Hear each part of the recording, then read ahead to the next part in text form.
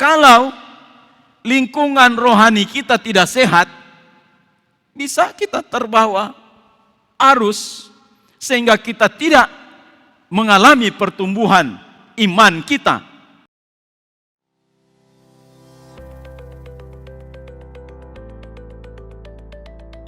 Haleluya. Salam sukacita bagi kita sekalian. Selamat datang di minggu pertama bulan Mei. Kiranya kita semua akan terus dipimpin dalam penggembalaan Tuhan yang luar biasa, sehingga kita bisa bertumbuh di dalam iman kepada Tuhan. Pada bulan Mei ini, kita mulai belajar tentang bagaimana kita mau bertumbuh ke arah Kristus. Kalau saya boleh katakan dalam istilah ini adalah kita mau mencapai kodrat ilahi, sama seperti Yesus, serupa dengan Kristus. Kalau di dalam istilah umumnya adalah pembentukan karakter, tetapi karakteristik dari orang Kristen adalah karakteristik sama seperti Yesus. Minggu yang lalu kita sudah belajar tentang sistem pertumbuhan rohani. Dan mari saat ini kita maju perlahan-lahan. Saya akan bicara pada hari ini tentang faktor penunjang dalam pertumbuhan rohani. Dan bisa saja ya ini sekalian dengan yang menghambat, ya, faktor penunjang dan penghambat dalam pertumbuhan rohani. Kita lihat dalam surat Efesus pasal 4 ayat yang ke-16. Efesus pasal 4 ayat yang ke-16. Saya membacakannya untuk kita sekalian. Mari saya jemput, kita bangkit berdiri semua. Saudara perhatikan ayat ini dengan seksama. Saya akan membacakannya di dalam nama Tuhan Yesus Kristus. Daripadanya lah seluruh tubuh yang rapih tersusun dan diikat menjadi satu pelayanan semua bagiannya, sesuai dengan kadar pekerjaan tiap-tiap anggota, menerima pertumbuhannya dan membangun dirinya di dalam kasih. Silakan duduk.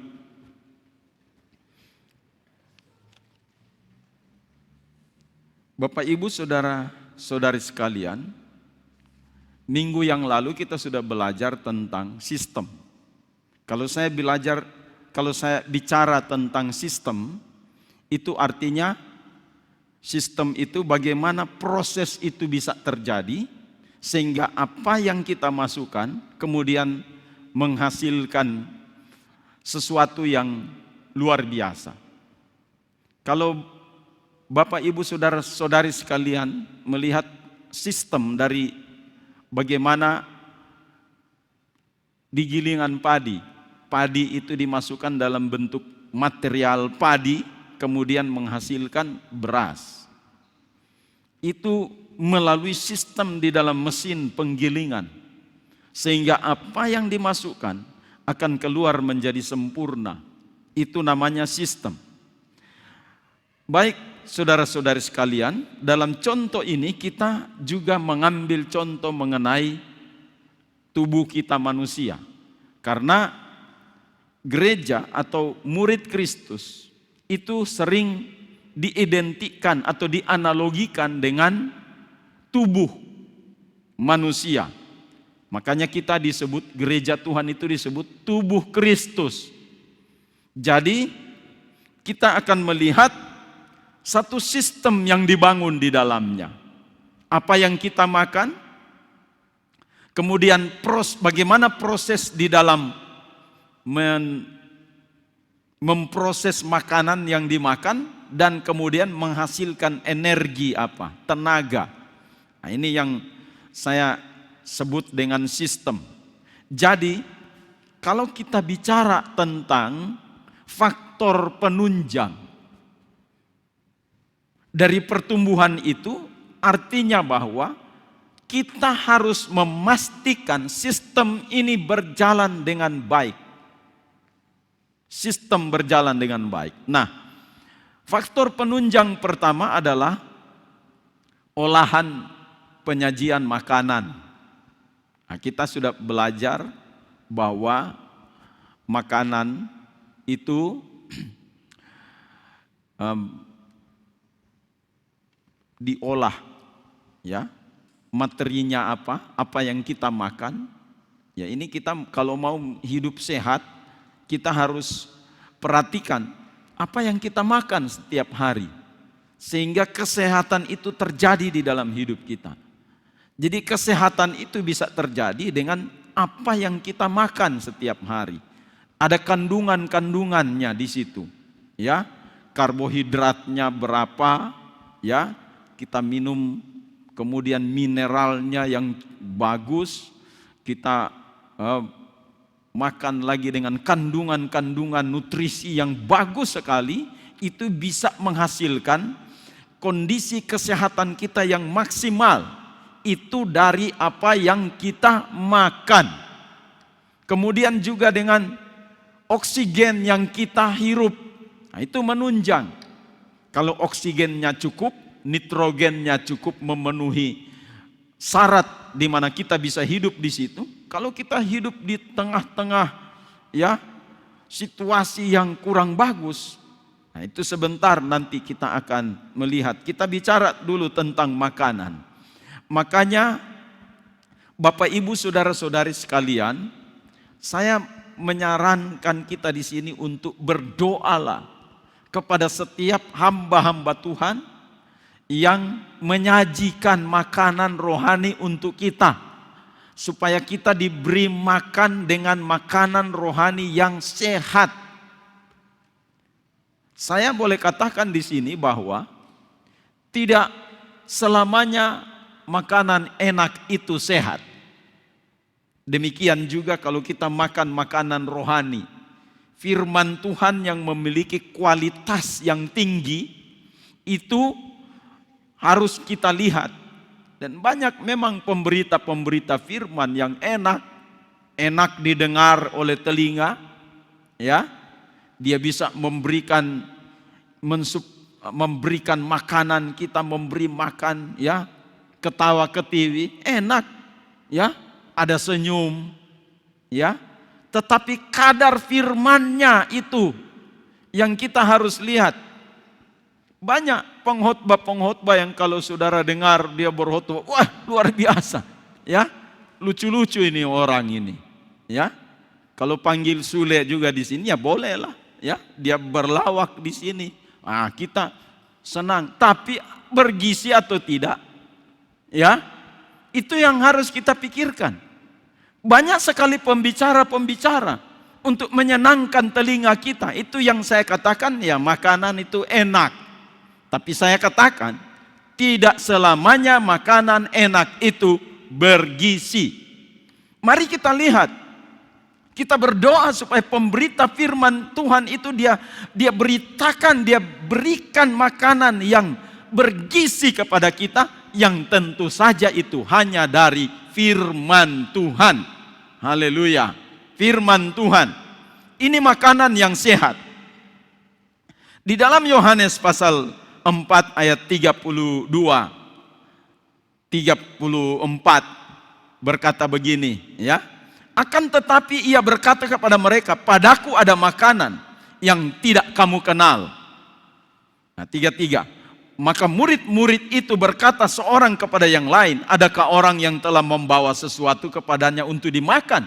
Nah, Yesus bicara tentang makanan rohani. Ayat 34. Kata Yesus kepada mereka, makananku ialah melakukan kehendak Dia yang mengutus aku dan menyelesaikan pekerjaannya. Melakukan kehendak Dia. Dan dalam Yohanes 1 ayat 1 di situ jelas berkata, pada mulanya firman. firman itu bersama-sama dengan Allah dan firman itu adalah Allah. Ayat 14, firman itu telah menjadi manusia. Jadi sebenarnya makanan yang dimaksudkan di sini adalah firman, firman Tuhan. Mazmur 119 ayat 105 berkata, firman-Mu pelita bagi kakiku dan terang bagi jalanku. Firman Tuhan itu adalah perkataan-perkataan yang hidup, yang diberitakan kepada kita, sehingga kita bisa mengkonsumsi firman itu dengan sehat. Ya tentu saja dari bagaimana menyajikan firman itu. Kemudian Yohanes 6 ayat 55 sampai dengan 58, ini juga bicara tentang makanan, ya, firman Tuhan. Yohanes 6 ayat 55, sebab dagingku adalah benar-benar makanan dan darahku adalah benar-benar minuman. Barang siapa makan dagingku dan minum darahku, ia tinggal di dalam aku dan aku di dalam dia. Sama seperti Bapa yang hidup mengutus aku dan aku hidup oleh Bapa, demikian juga barang siapa yang memakan aku akan hidup oleh aku. Inilah roti yang telah turun dari sorga, bukan roti seperti yang dimakan nenek moyangmu dan mereka telah mati. Barang siapa makan roti ini, ia akan hidup selama-lamanya. Jadi kita lihat di sini, rupanya Yesus bicara tentang roti hidup. Dirinya, dialah adalah roti hidup, firman yang menjadi manusia. Jadi kalau seorang penyaji firman yang memberikan makanan, dia harus, ini syarat utamanya, kriterianya adalah dia harus memberitakan tentang Yesus. All about Jesus. Karena Yesus selama 3,5 tahun di bumi ini, dia memberikan pengajaran-pengajaran kepada murid-muridnya. Dan pengajarannya itu adalah makanan kita yang kita konsumsi. Ini adalah makanan sehat. Memang banyak sekali makanan, tetapi itu menyimpang dari pengajaran-pengajaran Kristus. Kalau mau bertumbuh di dalam iman, sehingga saudara bisa mengidentifikasi makanan sehat itu, baca terus Matius, Markus, Lukas, Yohanes. Balik lagi Matius, Markus, Lukas, Yohanes. Balik lagi Matius, Markus, Lukas, Yohanes. Untuk apa baca ulang-ulang itu? Karena itu adalah pengajaran dasar dari Yesus yang Yesus sampaikan dalam kurun waktu 3,5 tahun. Jadi dari Matius, Markus, Lukas, Yohanes inilah yang diberitakan oleh rasul-rasul pada waktu memberitakan kabar baik pada kisah para rasul.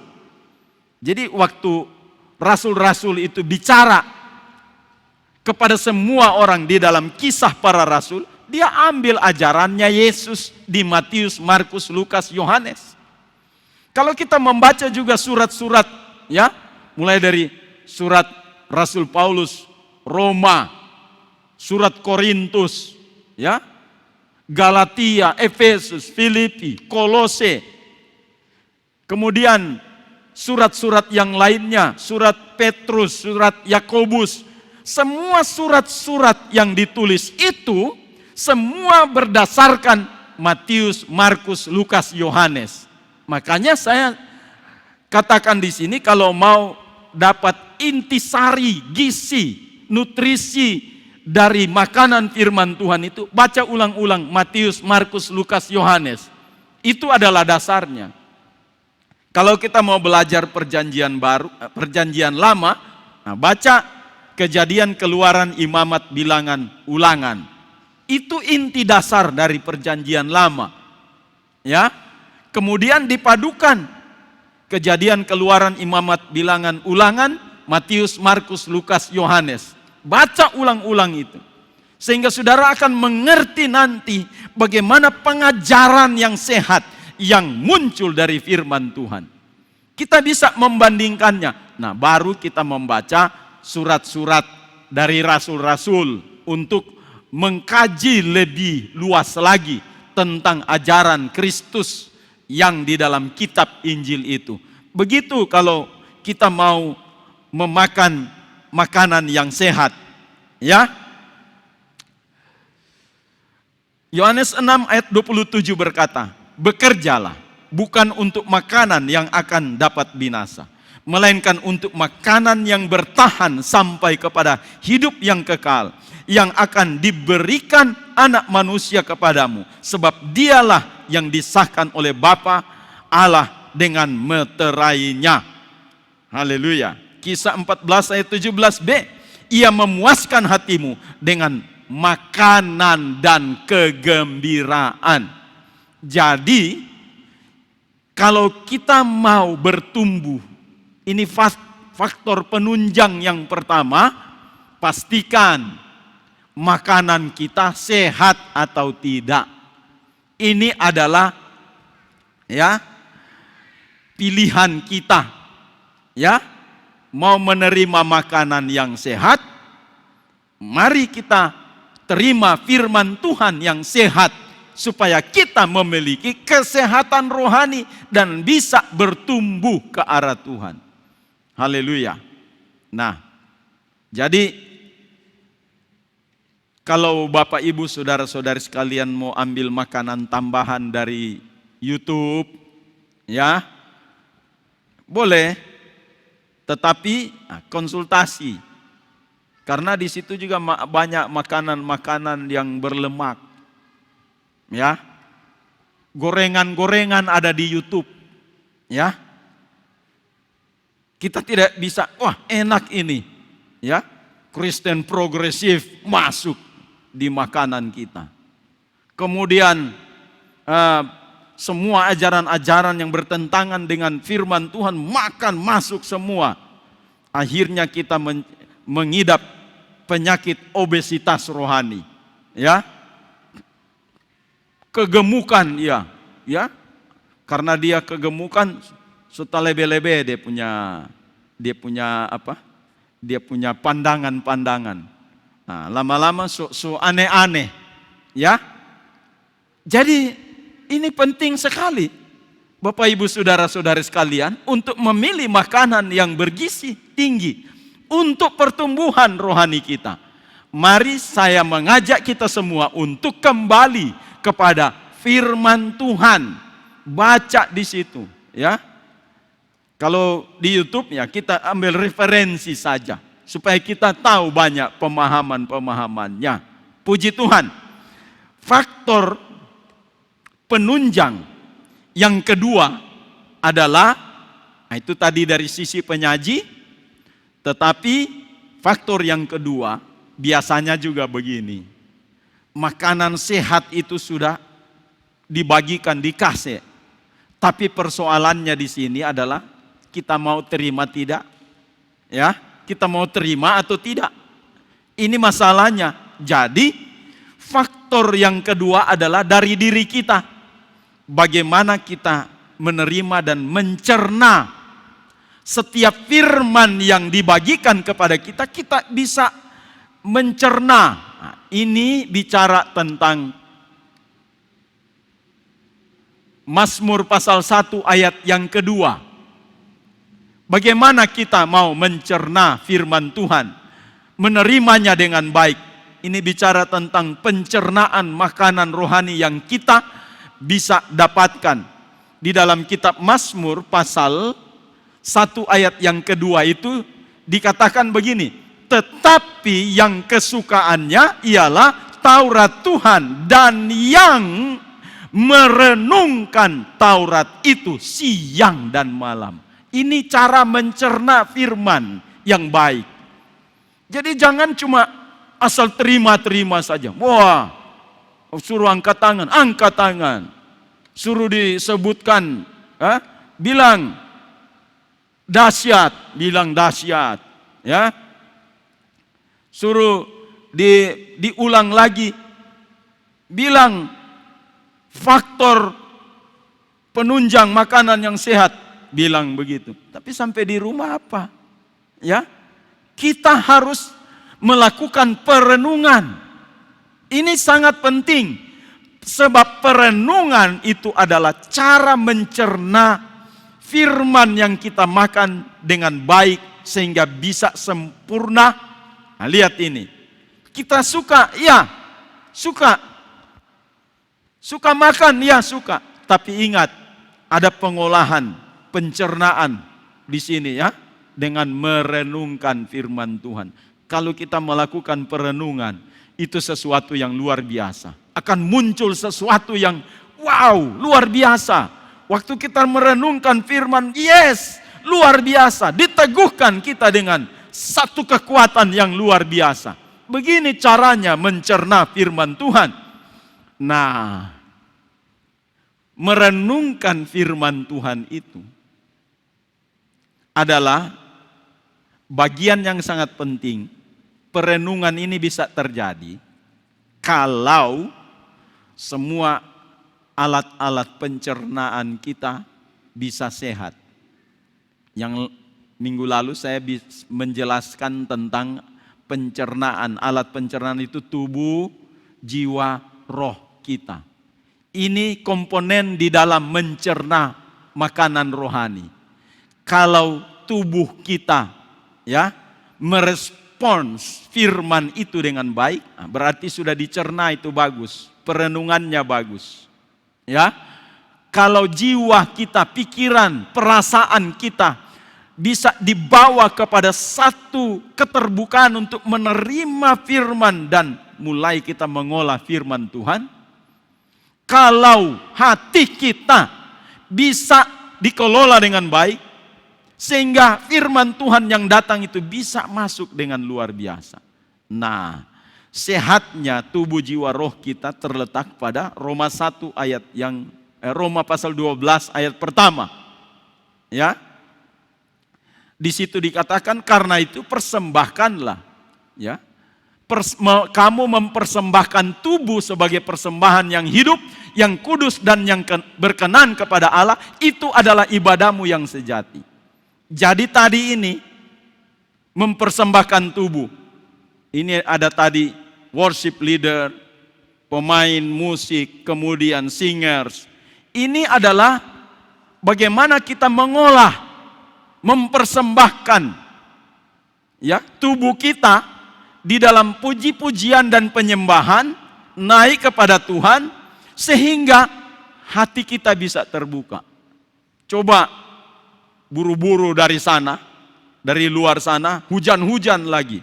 Ya, masuk ke dalam, begitu duduk, mari kita dengar firman Tuhan. Wah, ini belum siap tentunya orang. Tapi kalau misalnya kita memuji Tuhan, memuliakan Tuhan, ya, kita merasakan hadirat Tuhan, nah itu sudah gampang. Firman Tuhan itu disampaikan, Roh Kudus turun, kita lebih terbuka hati kita. Nah ini maksudnya ya, persembahkanlah tubuhmu sebagai persembahan yang hidup dan yang berkenan kepada Tuhan. Jadi ada kesiapan secara fisik kita, ya. Kemudian pastikan juga jiwa kita sehat. Pikiran kita seperti apa yang dicatat dalam Filipi pasal 2 ayat yang kelima. Pastikan hati kita sehat seperti di dalam Amsal pasal 3 ayat 20, Amsal pasal 4 ayat yang ke-23 yang berkata, jagalah hatimu dengan segala kewaspadaan, karena dari situlah terpancar kehidupan. Jadi kita siap. Ini semua sistem pencernaan firman kita bagus. Nah, kalau bagus, kemudian kita mulai mengolah dengan perenungan firman Tuhan, mantap. Itu makanan firman Tuhan itu bisa ya tercerna dengan baik dan kita bisa mengalami pertumbuhan. Faktor penunjang yang terakhir adalah lingkungan rohani yang sehat. Nah ini juga ya saya mengambil contoh di sini seperti apa yang dialami oleh Daniel, Sadrak, Mesak, dan Abednego. Bagaimana mereka berada di satu lingkungan yang sebenarnya tidak menunjang di tanah Babilonia dengan lingkungan yang tidak sehat, tetapi mereka bisa menciptakan lingkungan yang luar biasa sehingga mereka bisa menjadi saksi di situ, dan dimanapun mereka berada dalam situasi itu mereka bisa mengubahnya menjadi standar pertumbuhan iman mereka yang luar biasa. Daniel menjadi seorang nabi yang berwibawa di sana. Sadrak, Mesak, dan Abednego, kawan-kawannya itu bisa menunjang di dalam semua aktivitas pemerintahan di sana. Bahkan mereka bisa jadi berkat di sana. Jadi ini bagaimana caranya kita bisa menciptakan satu lingkungan yang baik, yang bisa kita menghasilkan sesuatu yang dahsyat dan luar biasa. Nah, kalau saya membacanya di dalam Daniel pasal 1 mulai ayat 6, nanti mungkin terserah mau berhenti di ayat berapa sesuai dengan progresnya apa yang disampaikan pada malam hari ini. Tapi saya membacanya di sini. Ini saya bicara ya tentang anak-anak muda ini, karena kalau bicara tentang lingkungan ini selalu konteksnya anak-anak muda. Ya. Ini kebanyakan seperti itu. Daniel 1 ayat 6. Di antara mereka itu ada juga beberapa orang Yehuda, yakni Daniel, Hananya, Misael, dan Azaria. Itu Sadrak, Mesak, Abednego. Pemimpin pegawai istana itu memberi nama lain kepada mereka. Daniel dinamainya Belsasar, Hananya dinamainya Sadrak, Misael dinamainya Mesak, dan Azaria dinamainya Abednego. Ayat yang ke-8. Daniel berketetapan untuk tidak menajiskan dirinya dengan santapan raja dan dengan anggur yang biasa diminum raja. Dimintanyalah kepada pemimpin pegawai istana itu supaya ia tak usah menajiskan dirinya, maka Allah mengaruniakan kepada Daniel kasih dan sayang dari pemimpin pegawai istana itu. Tetapi berkatalah pemimpin pegawai istana itu kepada Daniel, aku takut kalau tuanku raja yang telah menetapkan makanan dan minumanmu berpendapat bahwa kamu kelihatan kurang sehat daripada orang-orang muda lain yang sebaya dengan kamu, sehingga karena kamu aku dianggap bersalah oleh raja. Nah, kemudian berkatalah Daniel kepada penjenang yang telah diangkat oleh pemimpin pegawai istana untuk mengawasi Daniel, Hananya, Misael, dan Azaria, adakanlah percobaan dengan hamba-hambamu ini selama 10 hari, dan biarlah kami diberikan sayur untuk dimakan dan air untuk diminum. Sesudah itu bandingkanlah perawakan kami dengan perawakan orang-orang muda yang makan dari santapan raja. Kemudian perlakukanlah hamba-hambamu ini sesuai dengan pendapatmu. Diberikannya permintaan itu. Nah, saya lompat pada ayat yang ke-17 supaya cepat. 17 berkata begini. Ya. Kepada keempat orang muda itu Allah memberikan pengetahuan dan kepandaian tentang berbagai-bagai tulisan dan hikmat, sedang Daniel juga mempunyai pengertian tentang berbagai-bagai penglihatan dan mimpi. Setelah lewat waktu yang ditetapkan raja pada mereka sekalian harus dibawa menghadap, maka dibawalah mereka oleh pemimpin pegawai istana itu ke hadapan Nebukadnezar. Nah, ini sudah ujian. 19. Raja bercakap-cakap, ini sudah wawancara dengan mereka. Dan di antara mereka sekalian itu tidak didapati yang setara dengan Daniel, Hananya, Misael, dan Azaria. maka bekerjalah mereka itu pada raja dalam tiap-tiap hal yang memerlukan kebijaksanaan dan pengertian yang ditanyakan raja kepada mereka. Didapatinya bahwa mereka 10 kali lebih cerdas daripada semua orang berilmu dan semua ahli jampi di seluruh kerajaannya. Luar biasa. Mereka bisa mengubah lingkungan yang tidak sehat, lingkungan rohani yang tidak sehat menjadi sehat, dan itu menjadi kesaksian yang luar biasa dalam kehidupan mereka. Saya terus terang terkejut dengan apa yang Tuhan buat, yang memang di luar dari nalar atau logika manusia. Saya pernah praktekkan kepada anak saya waktu dia tekun membaca firman Tuhan, berkomitmen untuk itu, maka ada perbedaan sebelum dan sesudahnya.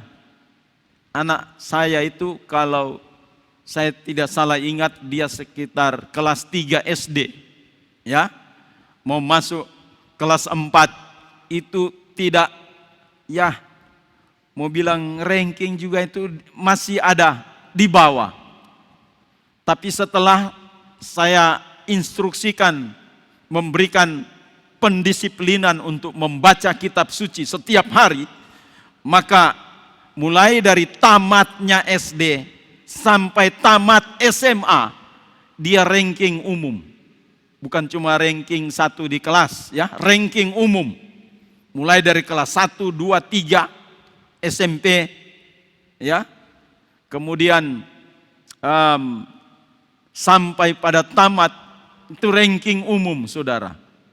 Ada di sini yang saya wawancara. Waktu dia belum aktif baca Alkitab, ini anak remaja. Itu beberapa hari lalu saya wawancara kepada dia. Dia belum aktif baca Alkitab. Anak ini, dia selalu ranking 2 dari belakang. Ya, ranking 2 dari belakang. Itu selalu. Tapi waktu dulu saya tantang untuk baca kitab suci, dan bahkan dia komitmen, saya 6 pasal setiap hari. Wah, luar biasa anak ini. Begitu saya tanyakan dia setelah itu, dia berada pada posisi ini saat ini 10 besar di kelasnya. Luar biasa, saudara. Saya kurang tahu, ini daya nalar kita, otak kita tidak bisa mencerna itu, tapi kenyataannya seperti itu. Ya, jadi orang-orang tua sekarang yang hadir atau anak-anak yang masih sekolah sekarang, ingat, kalau engkau ingin cerdas, baca firman Tuhan, ubah lingkunganmu menjadi lingkungan yang sehat, maka engkau bertumbuh di dalam iman kepada Tuhan. Luar biasa, saudara. Ya, Lukas 4 ayat 16. Ia datang ke Nazaret, tempat ia dibesarkan. Ini Yesus. Dan menurut kebiasaannya pada hari Sabat, ia masuk ke rumah ibadat, lalu berdiri hendak membaca dari Alkitab. Jadi lingkungan, saudara. Ya. Jadi kalau kita lingkungan kita ini baca Alkitab, saya juga mengaktifkan untuk lebih progres lagi di dalam ini. Dalam 10 tahun terakhir, saya merasakan sesuatu yang berubah di dalam pikiran saya, dalam hati saya. Pada waktu mencerna atau belajar tentang firman Tuhan, Tuhan bukakan banyak hal. Karena mengambil posisi untuk belajar kitab suci dengan tekun, maka Tuhan akan memberikan kecerdasan dan hikmatnya bagi kita semua. Jadi, salah satu faktor penunjang untuk kita bertumbuh di dalam iman, ubah lingkunganmu. Yang mungkin di sekeliling itu tidak baik, tidak sehat, ubah menjadi lingkungan yang sehat. Engkau akan bertumbuh di dalam iman kepada Tuhan. Saya mau kunci ayat terakhir pada malam hari ini untuk perenungan firman Tuhan kita, supaya kita benar-benar bisa memastikan hidup kita itu bertumbuh menjadi keserupaan dengan Yesus. Karakter kita sama dengan karakter Kristus. 2 Petrus 3 ayat 18 berkata demikian. Tetapi bertumbuhlah di dalam kasih karunia dan dalam pengenalan akan Tuhan dan Juru Selamat kita, Yesus Kristus. Baginya kemuliaan sekarang dan sampai selama-lamanya. Amin. Puji Tuhan, kiranya firman Tuhan ini akan memberikan tenaga yang baru bagi kita semua, untuk kita tetap sehat rohani, bertumbuh ke arah Yesus Kristus, dan berdampak bagi setiap orang.